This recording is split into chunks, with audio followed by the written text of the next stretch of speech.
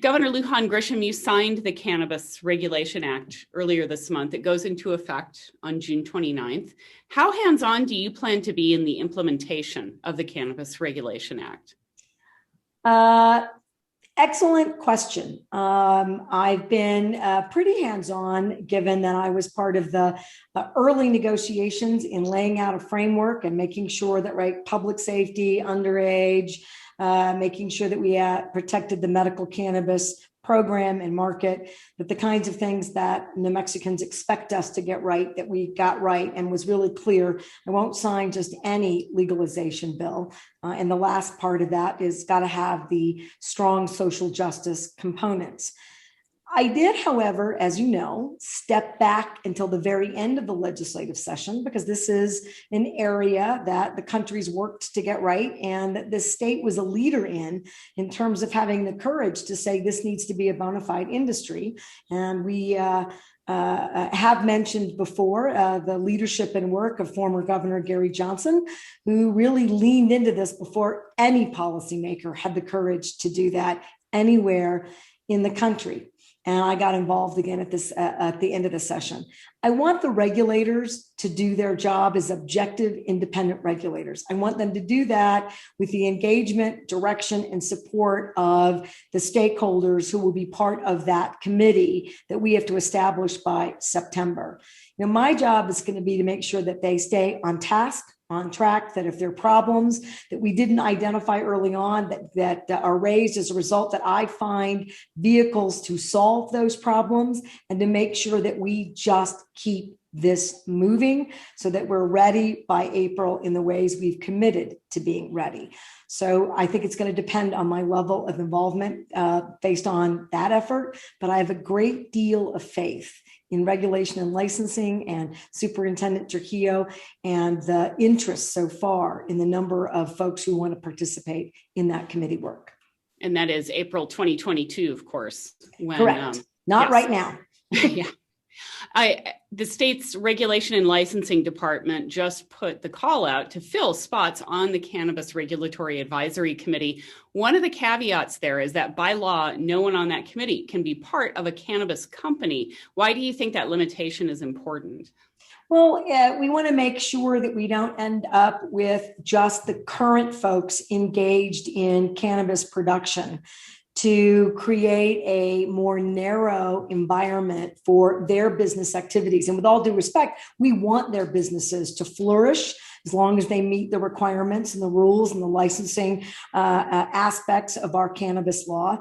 But we don't want to limit the opportunities for folks who may not have yet thought about or have had a fair shot at getting involved in cannabis. One more thing to know about that. We have very effective relationships with our current medical cannabis companies and producers. And we know folks in the recreational business. Often it's the same company. So they're doing one thing in New Mexico, and as an example, two things in Colorado and two things in Arizona. Those relationships aren't going to diminish in this process.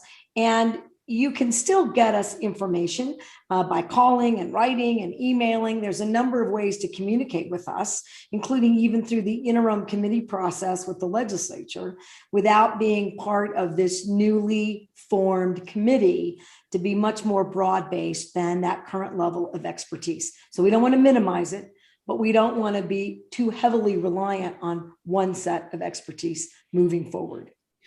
Well, let me ask you a quick follow-up on that. One thing Andy and I found in talking to people in the industry for this podcast is that regulations are often crafted without their input. That's the way they felt anyway. Of course, there needs to be some distance between industry and regulators, right? But how can people with that expertise they've gained in being in this industry for years make sure they give that input? It's a very good question, Megan. And part of it, clearly, before we finalize any rules with or without the statutory requirement to have a stakeholder group, we have to publish these rules, right? And we're going to do all of that. And we expect a robust return on information and advice that will, I have no doubt, correct areas that maybe we didn't get quite right in our regulatory approach on the front end. that will identify things we didn't think of that are huge opportunities that we'll get in and then put it back out for final review. And we think that that is, frankly, how we do most of our work in state government. It's how we got the best methane rule in the country. And I have no doubt more rules. So I think it's really important for your viewers today. This is not to discard that expertise. And if you do things in a vacuum, we won't do it right. I'm clear about that. I believe regulation and licensing is clear about that. So we want some distance from an industry that we have to have an objective oversight role with. But we want their expertise in making sure that we don't create a standard that minimizes a robust industry from being high quality and completely engaged at any number of levels in the state of New Mexico. Shifting gears just a little bit, you also signed a bill for expungement for some marijuana-related crimes. There seems to be a lot of unknowns still about the implementation of that expungement law. What's the plan for your Department of Public Safety to make sure all these records are cleared? So as you probably are aware, because I mentioned it at the press conference, that the Department of Public Safety initiated immediately. In fact, they were doing that work during the legislative session to identify how many records would qualify under the new law for expungement. And it's over 100,000 records. So now what they need to do is identify a process of review and for folks who aren't listed in that, make sure that they know a vehicle to get our attention. And then, as you know, we're required to send it to parties of interest, right? So the DAs, as an example, corrections departments. And if nobody objects, then we just then automatically expunge those records. So we have our own sort of safety check. I expect them to publish what that looks like, how they did that initial review to make sure that we shine a spotlight on that so it's completely transparent. I would guess in the next several weeks, they're hard at work getting that done. And of course, I want it done as early as possible because the sooner people are clear about who's in charge, how that looks, how long it will take before I could have my record expunged, the more folks that will benefit from that really important work. And I haven't seen anything from the department yet, but they know my expectations are pretty immediate. Are they going to have the resources to do it? That's a lot of records to clear. They're going to need a lot of partners. So we'll have to do that with the same way that we do in public safety with everyone. We're going to have to leverage every public safety entity. And the way I think about it is the entire state is now cannabis deputized for the expungement of records. And it's going to mean that we leverage, and there's not enough of them either, PDs, right? So public defenders, district attorneys, the attorney general's office, sheriffs and local police departments. And then when you make it local in that regard, I think you incentivize. If there isn't enough resources, look, this is important enough to get right. If somehow it's taking more work than we anticipated, or there's a delay, or it's slowed up, this is the kind of thing that we will front fund and work with the legislature. As you know, it's a priority of the legislature, this issue. And so I have no doubt that if we have a resource issue in terms of hiring more folks to help us, that we can get that done. And I have other folks in state government. And as we're ending the pandemic, in the intensity that it initially was, right? 4,000 cases a day to, I hope it gets to that 150 level, 120 level and stays there. But anything that's at that 2 or 3% positivity rate, I now have some luxury to move state resources to do the administrative components and to support the Department of Public Safety. This is a priority. It's important to us to get this done quickly, efficiently, and effectively. After the Cannabis Regulation Act goes into effect, the Department of Health's role in medical cannabis will be limited to just patient registry.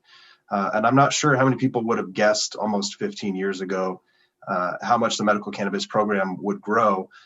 With what we know now, and given your experience leading the Department of Health, looking back at this, should RLD or regulation and licensing have had a role in this earlier? It's, 2020 hindsight usually gives you that exact look back so you can say, this is how I would have done it. I don't know. I think timing is everything. And given that this is definitely a patient access issue, and that medical cannabis now we know has a significant role in substance abuse and addiction support, as well as other behavioral health, not only risks, but diagnoses. That is part of a larger behavioral health and public health initiative. And I still see incredible connections here, even though I agree that regulating it under one umbrella so that you don't have such different aspects. I still have this complaint about government. Still, the federal government has 3 different sets of rules for the way in which they fund public health initiatives in children, youth, and families, human services, and the Department of Health. You look at all the different departments, which is why we have a children's cabinet that are working on children's issues or family issues, and they all do it a little bit differently because you do follow the framework of whatever your grant or statutory state statute or federal investment structure is. And it makes it arduous, expensive, confusing, and we want government to be streamlined and easy. So in that regard, I'm very happy about the direction that we're going. I don't know that we would have needed to change it until now, because without the bona fide side of the industry, it's even with 50,000 plus patients, that I don't think we saw. That we would see such a broad impact and aspect to use medical cannabis support for patients. Maybe we should have looked at that a decade ago and made some shifts. But no, I think I would have moved along pretty much in the same direction we have.